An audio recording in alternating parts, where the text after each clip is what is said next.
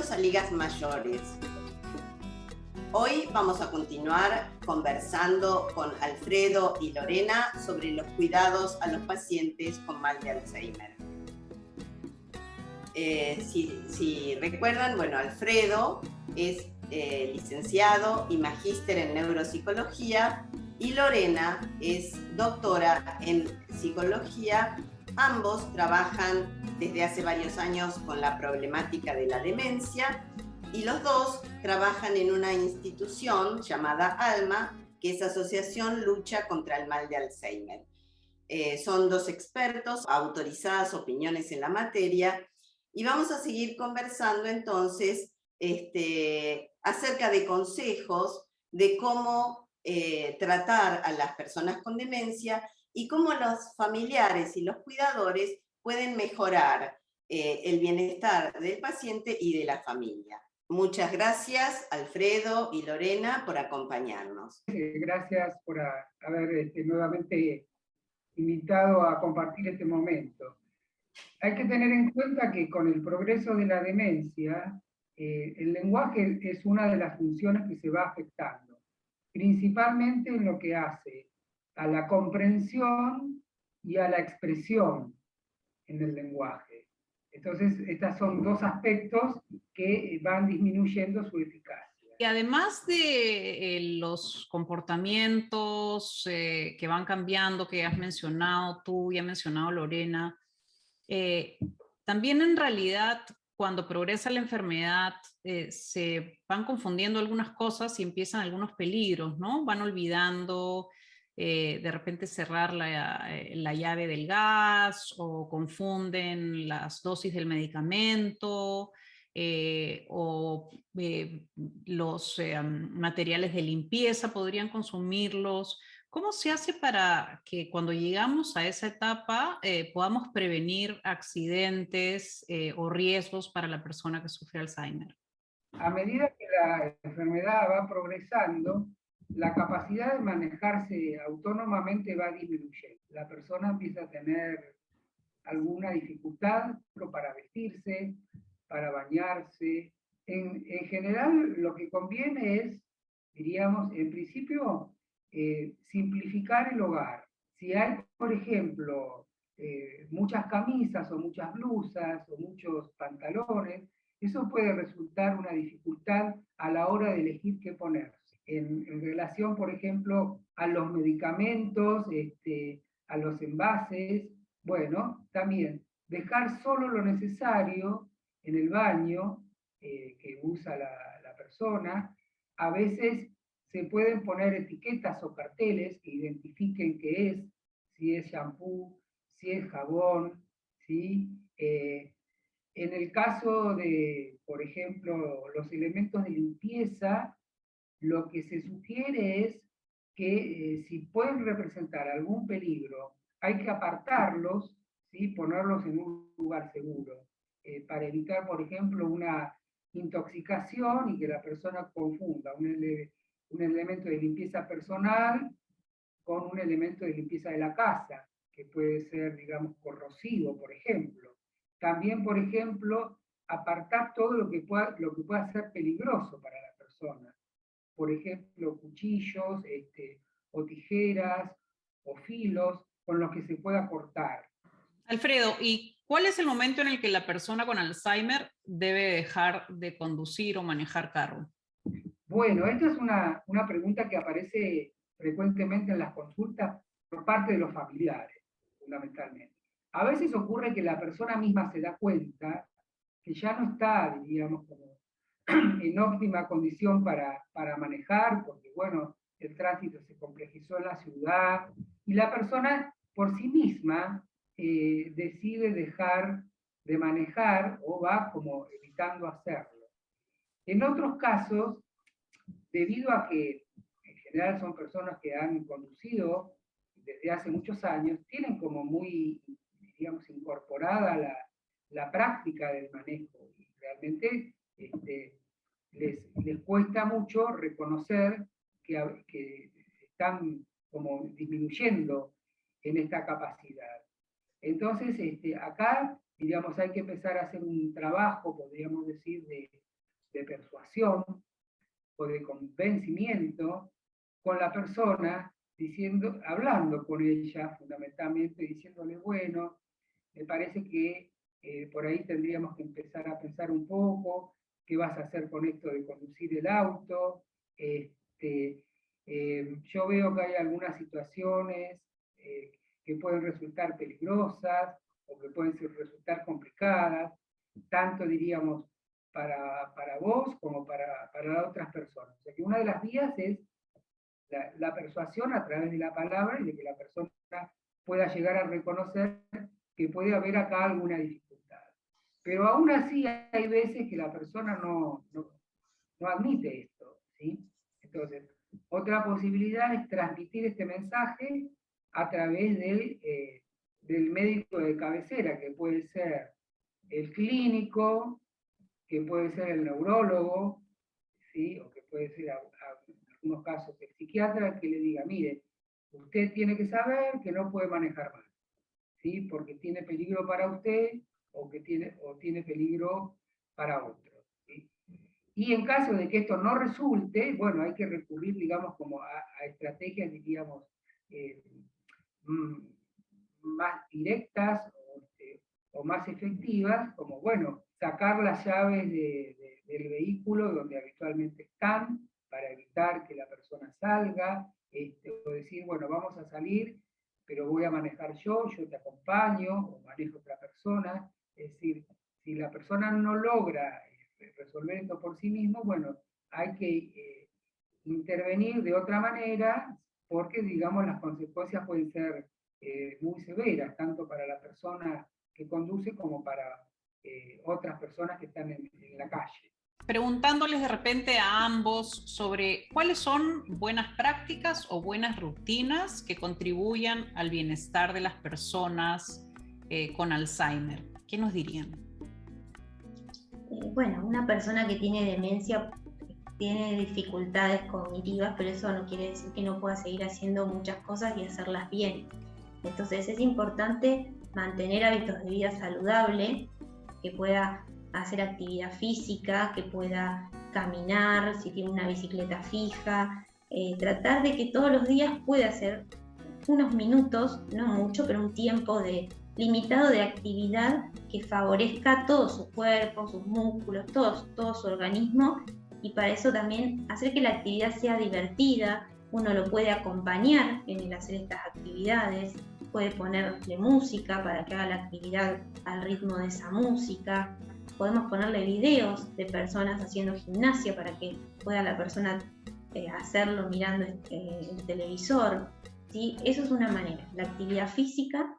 Otra cosa muy importante es el tema de la alimentación saludable, ¿sí? Comer sano, si la persona todavía se cocina, comprarle alimentos saludables y que favorecer que se pueda seguir cocinando, y si no, contratar a alguien que le cocine todos alimentos que le hagan bien a su salud.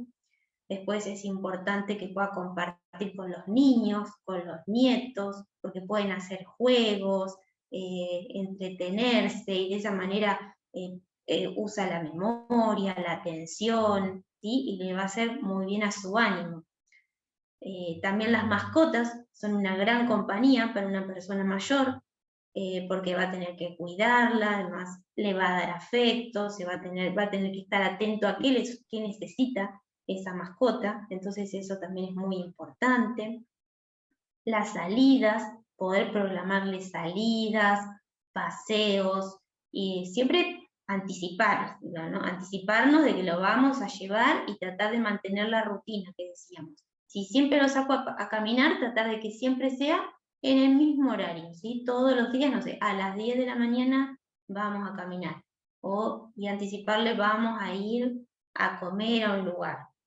En lo posible, si son lugares conocidos, que ya sepan en ese lugar donde yo lo llevo qué le pasa a mi familiar, así no me siento incómodo, y la persona, si lo va a atender, lo atiende de otra manera, con más cuidado.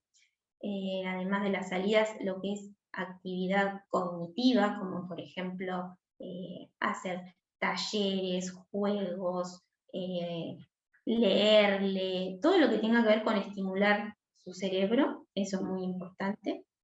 Y la música, el baile también es muy, muy saludable, porque por más que la persona tenga problemas de memoria, eso no quiere decir que no puede cantar, escuchar canciones que ya conocía, hablar sobre esas letras o sobre esos cantantes, ponerle videos. Trabajar con la música es maravilloso, hasta el último momento de la enfermedad, pero la importancia del valor de la música es muy valioso, porque pueden recordar vivencias, momentos lindos que han vivido. Así que bueno, esos serían algunos consejos. No sé si dije jardinería, eso también es algo importante, que los conecta muy bien y que lo pueden seguir haciendo. Regar, ver el crecimiento de sus plantas, sus flores, eso también es algo muy lindo que pueden hacer, o pintar, el arte también es muy, muy importante. Todas me suenan a mí como actividades buenísimas y relajantes, no solo para personas con Alzheimer, sino para el acompañante también. Sí, sí. ¿No? Es una manera de relajarse al lado, me imagino que de la persona también. Lorena, te quería preguntar sobre el momento en que la familia decide la internación en un instituto geriátrico o en una casa de salud, se llaman de distintas formas, ¿no? Ese momento es muy crucial y muy difícil para muchas familias. ¿Qué cosas pesan a la hora de decidir esto? ¿Qué circunstancias? Bueno, primero repasarnos esto de que la enfermedad es muy larga, ¿no? Tiene distintas fases. En la primera fase uno más que nada encuentra todo lo que tiene que ver con las fallas cognitivas y algún cambio de conducta. Ya en una segunda fase ya hay mucha más falla cognitiva y aparece todo lo que nombramos hoy de por ahí agresividad, delirios, alucinaciones, puede haber deambulación, pero todavía la persona en las actividades básicas todavía se maneja y las puede hacer con independencia, pero pasado el tiempo en una tercera fase, cuando empezamos a depender en lo básico, como por ejemplo la continencia, ¿sí? la alimentación, por ejemplo la persona puede ser que deambule permanentemente, que no se pueda quedar quieta, que esté agresiva. Llega un momento que el cuidador principal, que es aquella persona que acompaña, ese familiar que se encarga del cuidado del paciente con Alzheimer, llega un momento que se desborda y ya no puede más, ¿sí? Estamos hablando ya de años de enfermedad, de dedicarnos al cuidado. Entonces, por lo general, eso es lo que pesa, ¿sí? El ya no poder más, no tener energía el cuidador, entonces se decide llevar a esa persona a un lugar donde esté cuidado las 24 horas, porque el cuidador no puede seguir cuidando las 24 horas como lo venía haciendo. Entonces todo eso va llevando a decidir. En general genera mucha angustia, mucha culpa llevar a alguien a un lugar, pero hay que tener en cuenta que esto es muy común, que en la mayoría de las familias, la gran mayoría en algún momento termina tomando esa decisión.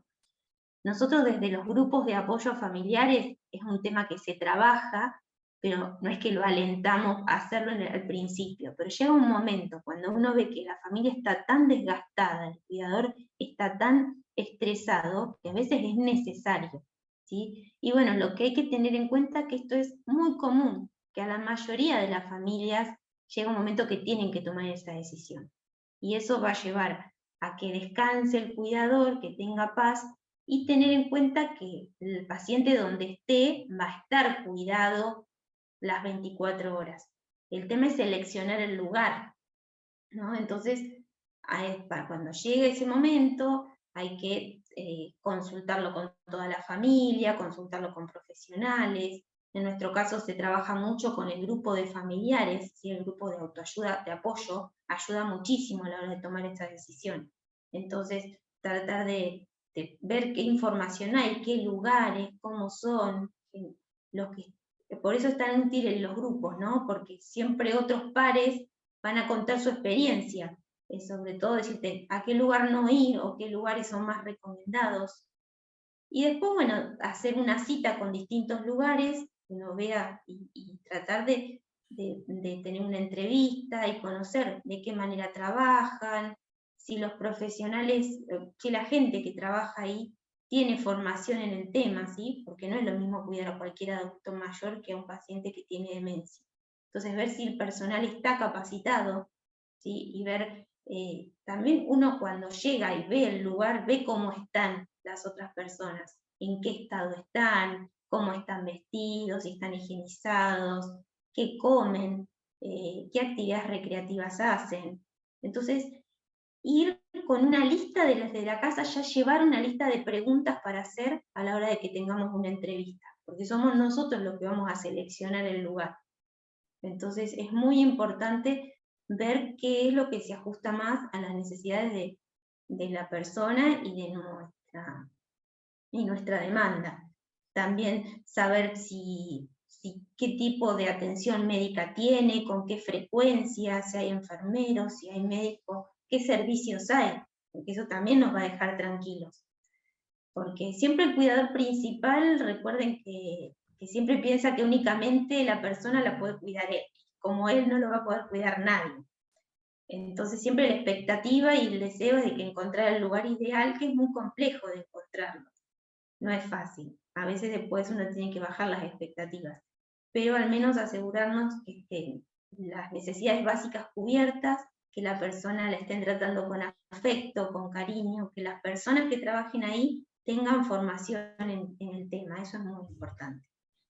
Así que bueno, eso es... Aquí hay dos temas, ¿no? Un tema del que has hablado es la decisión, de cuándo es que tomamos la decisión, y lo otro es a dónde es que lo llevamos. Que creo que son dos cosas distintas e importantes, ¿no? En la primera has mencionado el tema de la culpa y de este deseo del cuidador principal de seguir adelante. Pero la realidad es que generalmente el cuidador principal es otro adulto mayor, que cuando su compañero, la persona enferma, está ya en esta etapa de la enfermedad, pues requiere que lo carguen, ¿no? Que no es solamente un acompañamiento, sino que es un trabajo físico que puede terminar enfermando al cuidador principal. Entonces, creo que este es un tema bien importante de resaltar en este momento, ¿no? Claro, No se porque en trata esta de tener tercera dos fase, personas enfermas, ¿no? Sino de cuidar al cuidador. Eso lo vamos a ver en otro momento más adelante, pero este es un tema que queremos resaltar con mucho cuidado, ¿no? La culpa no puede llevarnos a tomar una decisión que termina enfermando a dos personas en lugar de a una, ¿no?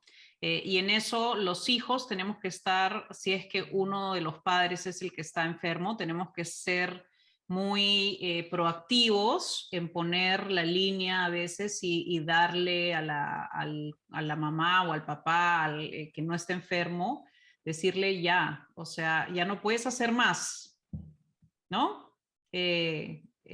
Eso es un tema, yo creo que dificilísimo, y quizá es uno de los momentos más difíciles en la enfermedad, no solo para el cuidador, sino para toda la familia, ¿no? Pero muy, muy importante. Y luego está este segundo tema que tú estás tratando, de la elección, y no vamos a encontrar seguramente nada como la casa de uno. Eso no existe. No existe la cama, el de uno, la mesa de noche, las historias, tu sillón, tu espacio, eso no existe. Pero hay que poner las cosas en la balanza, ¿no? sí. Además, a veces sucede que la persona ya desconoce su propia casa. Entonces, estar cuidando a alguien las 24 horas, que desconoce su propia casa, que desconoce al familiar que lo está cuidando. Entonces, tenemos un familiar desgastado, un cuidador principal desgastado, que se encarga de todo lo básico, como llevarlo al baño, cambiarlo, bañarlo, darle de comer. Entonces, o si no, también una familia donde en una casa hay 5 cuidadores porque tienen que tener cuidado mañana, tarde, noche, fin de semana. Entonces, no tiene mucho sentido porque el desgaste es tremendo. Entonces, en esos casos son donde uno sugiere llevarlo a un lugar. Que yo quería agregar en relación a lo que venía diciendo Lorena, que en nuestra experiencia en los grupos de apoyo de familiares, lo que aparece con mucha frecuencia es que el grupo le marca la alarma al familiar y le dice, estás en una situación o están en una situación donde tienen que empezar a pensar y a decidir una internación que puede llegar a ser próxima. Es el grupo que encuentra la señal de alarma para avisarle a la persona que tiene que empezar a pensar en tomar esa decisión. Porque el grupo, diríamos, tiene un saber o acumula un saber, que es, digamos, un saber de conocimiento, pero también tiene un registro emocional de cuándo es el momento donde hay que tomar la decisión, y de hecho se lo dice a la persona. Y eso la verdad que para la persona que va al grupo es una situación de mucho alivio, porque diríamos, no es que toma solo la decisión, sino que la toma, diríamos, como en corresponsabilidad con todo un grupo que le ha transmitido su experiencia de conocimiento y emocional. Consejo difícil, ¿no? Pero, y seguramente que es caso por caso que uno puede identificar cuál es el momento en que se debe tomar esa dura decisión. Lorena, Alfredo, muchísimas gracias por este segundo programa sobre cómo cuidar a las personas con Alzheimer. Es definitivamente un tema difícil, duro para la persona, para los familiares, pero queremos agradecerles los consejos prácticos, la información tan clara que nos han brindado y esperamos tenerlos pronto en nuestro programa. Muchísimas gracias.